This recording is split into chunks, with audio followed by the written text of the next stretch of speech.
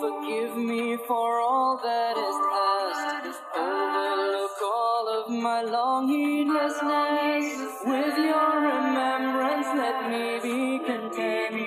Let me behold you when comes the judgment. One day you told me this life is a bridge. Don't build upon it, but cross over it. Always remember the end of the road. When some media channels and some corrupt U.S. officials used extreme rhetoric against Muslims and tried to stop Muslims from entering the United States, these horrible people. Their extreme rhetoric gives some people permission to be discriminatory against Muslims. As a result, the number of assaults and other hate crimes against Muslims was higher than any other time.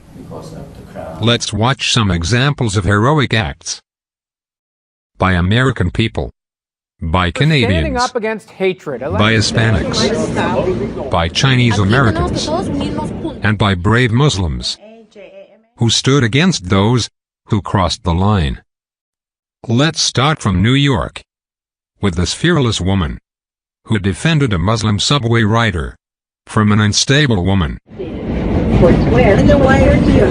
Transfers available to the 7 train. What's your question? Be specific, miss. Why are you here? Why are you in this country? If you're not with us. Who's us, man? Okay. Us.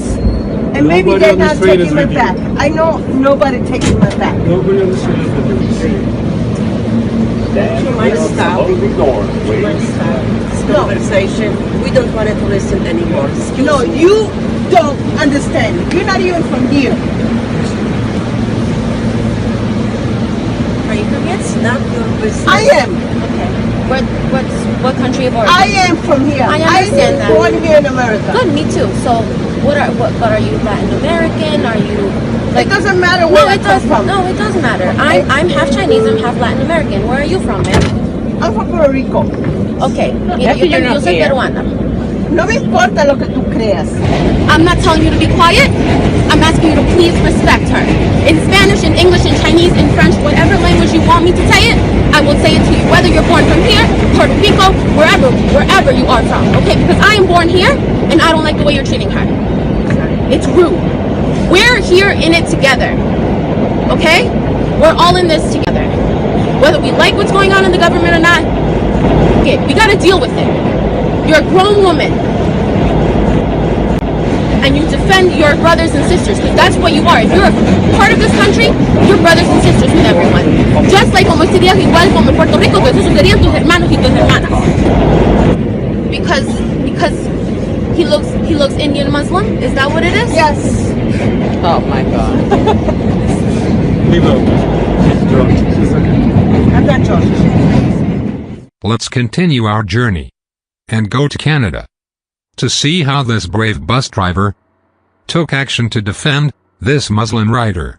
We begin tonight with the story of an Ottawa bus driver standing up against hatred. Alain Charette intervened when a Muslim woman was verbally attacked by a fellow passenger. An instant hero to the woman he defended. CTV's Joanne Schnurr live now with the latest on this story. Joanne? Well, 20-year-old Haley DeYoung says she's used to people staring at her because of her niqab or face covering. But she says a verbal attack on a bus recently shocked her. And so did the bus driver's actions when he jumped to her defense. Haley DeYoung has had her share of insults hurled her way since she converted to Islam 3 years ago.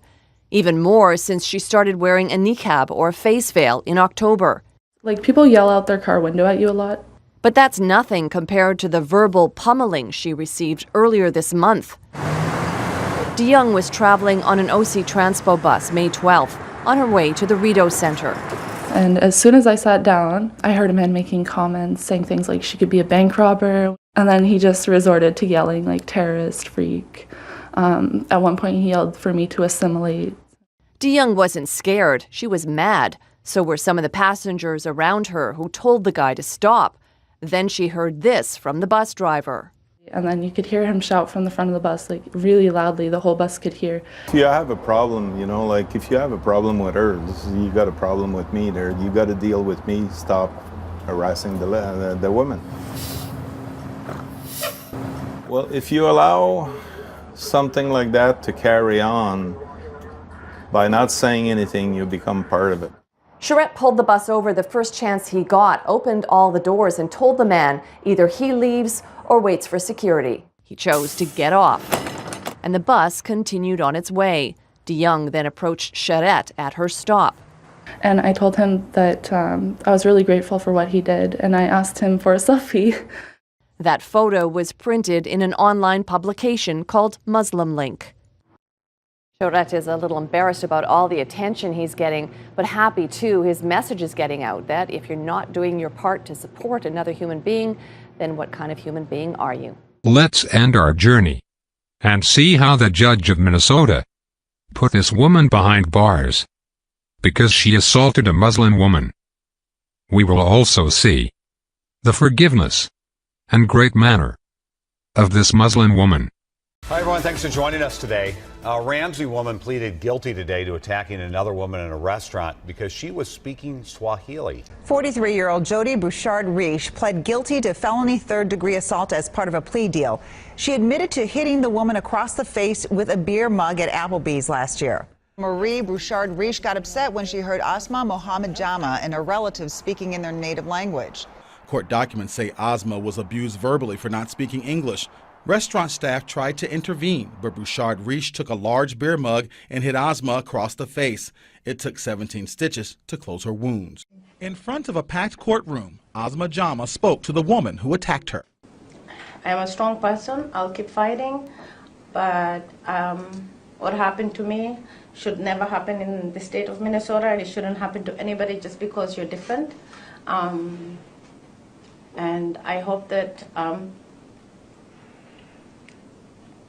if I could ask you if I can talk to the defendant, would that be okay? Sure. Jody, what you did to me that day wasn't good. You should never do anything like that to anybody. But I just wanted to tell you in front of everybody today that I do forgive you. My religion teaches me to forgive so I can move on with my life. If I hold a grudge and I hold the hate you hold towards me against you, it's not going to serve me well. So in front of everybody here, I do forgive you, and I hope that you choose love over hate. I really do, because it makes your life easier. Having hate just eats at you. It's not good. I hope you find what you're looking for, and I hope at the end of this journey, I know you've had just as long as a year that I have had, and my intention for you is not bad. I don't have any ill feelings towards you.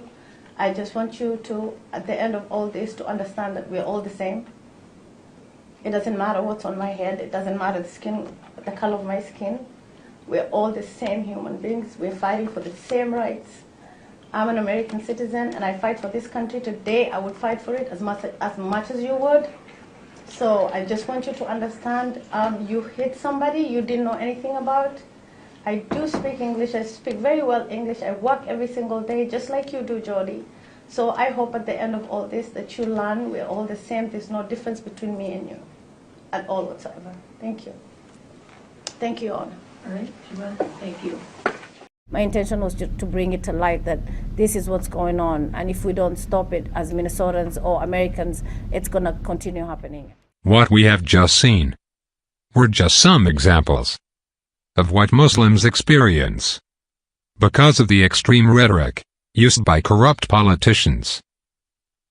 On the other hand, the trial that Muslims are going through enabled the world to see some examples of Islamic great manner, and also see the heroic quality of those respected people who stood against hate. Islam is the fastest growing religion, no matter what the corrupt politicians say or do. Finally, Muslims have to remember what Quran said and hold fast, all together, by the rope of Allah. and be not divided among yourselves. How did you worship the Lord of the worlds? Did you submit with your heart and your soul? How did you